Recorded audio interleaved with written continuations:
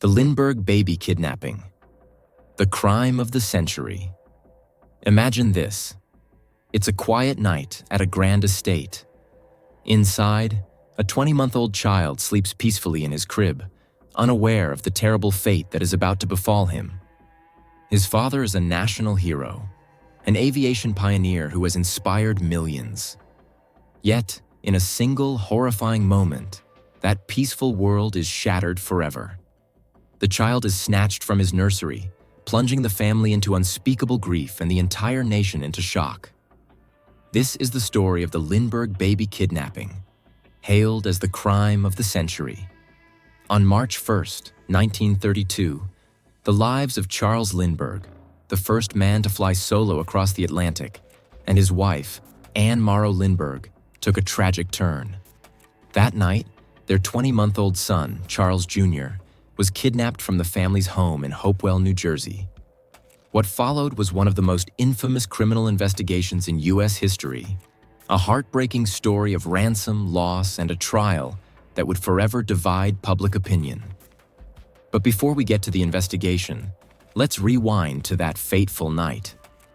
The night of the kidnapping. The Lindberghs were no ordinary family. Charles Lindbergh had become a household name after his historic transatlantic flight in 1927. The couple had recently moved to their secluded estate in rural New Jersey, seeking privacy from the media attention that followed them everywhere. But even their sprawling mansion couldn't protect them from what was about to happen. At around 10 p.m., as the household was settling down for the night, an intruder made his move.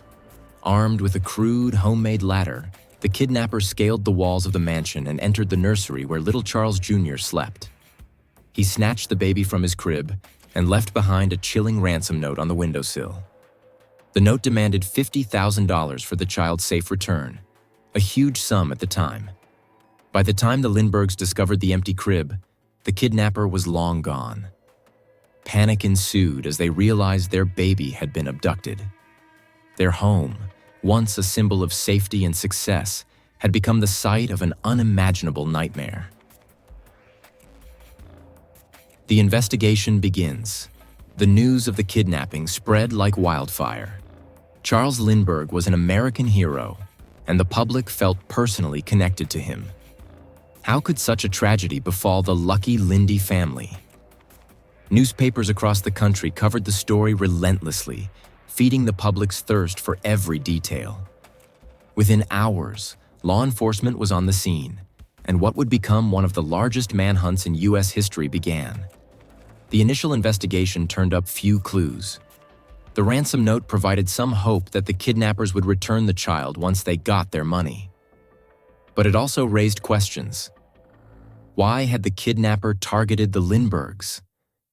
Was it a random act, or had they been watched and targeted for some time? The police and FBI mobilized, combing through evidence and following up on thousands of tips from the public. The homemade ladder, for instance, was a key piece of evidence. It was crudely constructed, suggesting the work of an amateur. Additionally, footprints were found outside the home, but they led investigators to a dead end.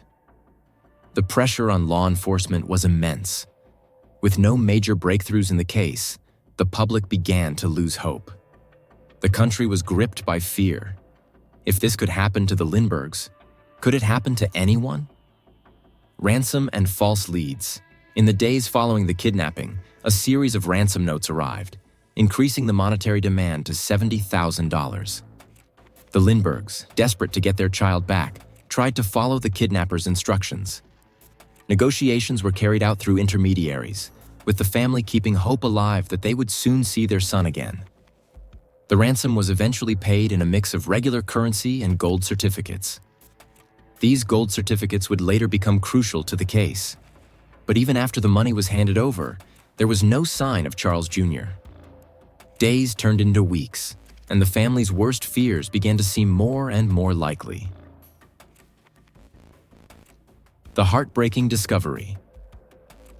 On May 12, 1932, over 2 months after the kidnapping, the Lindberghs' nightmare reached its tragic climax. The lifeless body of Charles Jr. was found just a few miles from the family estate, discarded in a wooded area. The nation was gripped with grief. An autopsy revealed that the toddler had died from a severe blow to the head, likely the night of his abduction. The discovery crushed any lingering hope the Lindberghs had of a reunion with their son. The emotional toll on the Lindbergh family was profound. Anne and Charles Lindbergh retreated from the public eye, devastated by their loss. The nation, too, mourned alongside them, sharing in their grief. But as the family sought solace, the hunt for the killer intensified. A break in the case. For 2 long years, the investigation continued with little progress. The case seemed to have hit a dead end until September 1934, when a major break came. A gas station attendant in New York City received a $10 gold certificate from a customer and immediately became suspicious. He noted down the car's license plate number and informed the police. The bill was one of the ransom notes paid by the Lindberghs. The car's owner was Bruno Richard Hauptmann, a German immigrant living in the Bronx.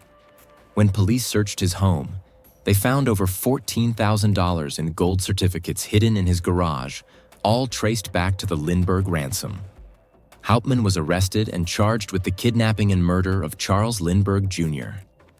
The trial of the century. What followed was one of the most sensational trials in American history. The trial of Bruno Richard Hauptmann was covered extensively by the media, becoming a national spectacle. Every detail, from the prosecution's evidence to Hauptmann's stoic demeanor in court, was scrutinized. The prosecution presented damning evidence. They claimed that the ladder used to access the nursery window was made from wood that matched wood found in Hauptmann's attic.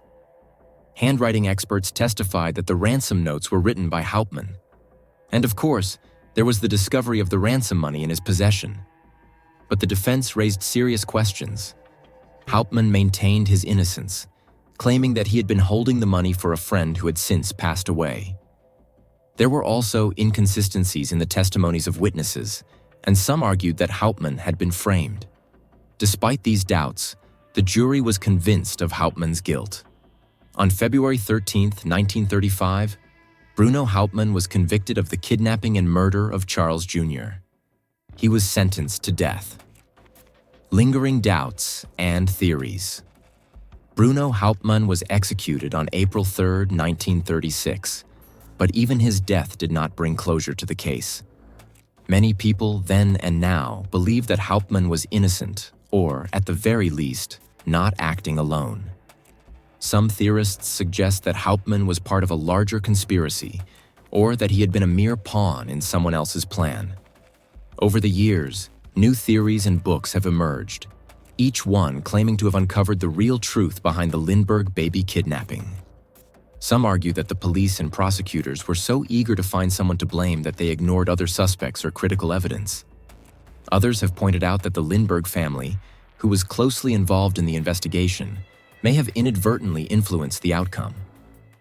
Charles Lindbergh's towering reputation and public status made it difficult for law enforcement to question his role in certain decisions.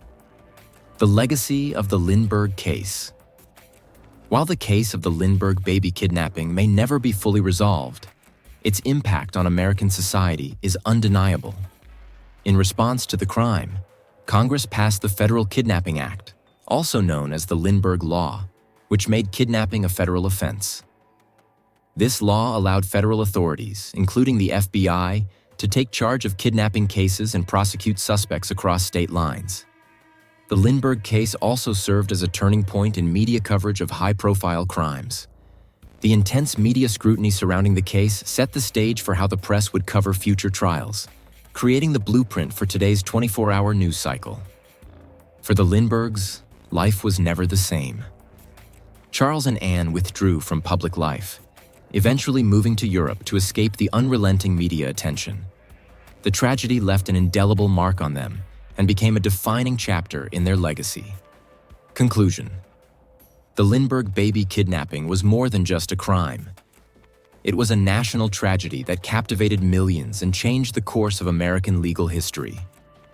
The haunting questions about Bruno Hauptmann's guilt, the possibility of a larger conspiracy, and the tragic loss of an innocent child continue to provoke debate to this day.